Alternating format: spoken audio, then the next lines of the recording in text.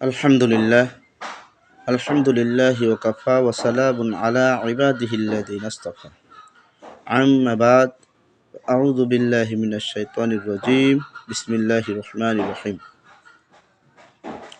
وقال تعالى إن الله وملائكته يصلون على النبي يا أيها الذين آمنوا صلوا عليه وسلموا تسليما وقال رسول الله صلى الله عليه وسلم بلغوا عني ولو آية আর কামা ক্বালা আলাইহিস সালাতু ওয়াসসালাম। সম্মানিত দিনপ্রিয় ইসলাম প্রিয় মুসলমান ভাই ও বোনেরা, আমি আজকে আবার আর একটা দোয়া নিয়ে হাজির হয়েছি আপনাদের সম্মুখে। তো আমি যে আমলগুলো প্রতিনিয়ত করে থাকি সেই আমল আমি আপনাদেরকে শোনাবো, নিজে আমল করব এবং অন্যকে আমল করার জন্য উৎসাহিত করব। রাসূলুল্লাহ সাল্লাল্লাহু আলাইহি ওয়াসাল্লাম ফরমায়েছেন যে বাল্লিগু আন্নি ওয়ালাউ আয়া, আমার পক্ষ হইলেও একটি বাণী পৌঁছিয়ে দাও। তো আজকে যে দোয়াটা আমি আপনাদেরকে দিব, এই দোয়াটাও অত্যন্ত গুরুত্বপূর্ণ এবং ফজিলতপূর্ণ। আমি গতকালকে বলেছিলাম যে কে না চায় তার জীবনের সমস্ত গুনাহ মাফ হয়ে যায়। তো মুসলমান পবিত্র হওয়ার জন্য শর্ত হলো অজু। আর যদি কোনো ব্যক্তি অজু ছাড়া নামাজ আদায় করে, নামাজ তো হবেই না, বরং গুনাহ হবে। এই কারণে অজুর ভিতরে একটা দোয়া আছে, যেই দোয়াটা আমাদের সকলেরই জানা উচিত। এবং অজুর করলে পরে, যেমন আমি অজু করব, কুলি করব, নাকে পানি নেব, হাত ধোবো, প্রত্যেকটা অঙ্গ প্রত্যঙ্গ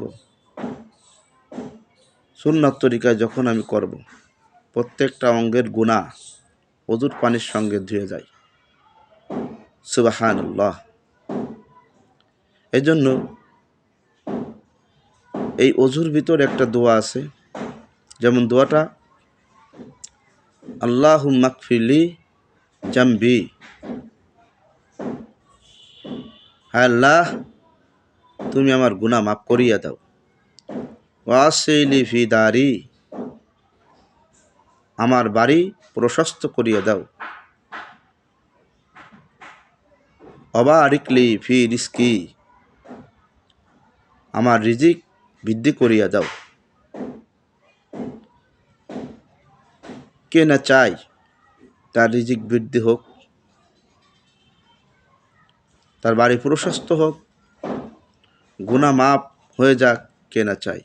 এই কারণেই আমি অজুর ভিতরে এই আমলগুলো করে থাকি, এই দোয়াগুলো পড়ে থাকি।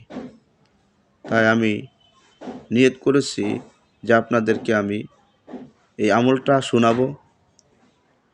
আর আমার এই ভিডিওর ভিতর থেকে আপনার এই আমলটা শিখে যদি অজুর ভিতর করতে পারেন, যখন আপনি অজুর সময় বলবেন আল্লাহুম্মা গফিরলি জামবি, আপনার অঙ্গের যে গুনাহ আছে সে অঙ্গের গুনাহ আল্লাহ তাআলা মাফ করে দিবেন। ওয়াসিলি ফি দারি, আল্লাহ তাআলা আপনার বাড়ি প্রশস্ত করিয়া দেবেন। ওয়াবারিকলি ফি রিজকি, আল্লাহ তাআলা আপনার রিজিক বাড়ায়া দেবেন। এই জন্য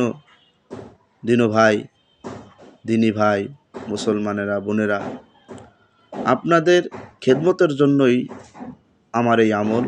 আমি আপনাদের মাঝে প্রচার করলাম, যেন আপনারা এই আমলগুলো করতে পারেন। যদি করতে পারেন অজুর ভিতরে, তাহলে আপনার জীবনের জন্য অতি সহজ, চলার জন্য সহজ হয়ে যাবে। এই কারণেই আপনারা এই দোয়াগুলো পাঠ করবেন। আমি আবারও বলি, আল্লাহুম্মা গফিরলি জামবি ওয়াসসি'লি ফি দারি ওয়া বারিক লি ফি রিজকি। এই দোয়াটা সকলেই পাঠ করবেন এবং ঝুম করে দোয়াটা মুখস্থ করে ওযুর ভিতরে পাঠ করবেন। আল্লাহ তাআলা আমাদের সবাইকে তৌফিক দান করুন। আমিন।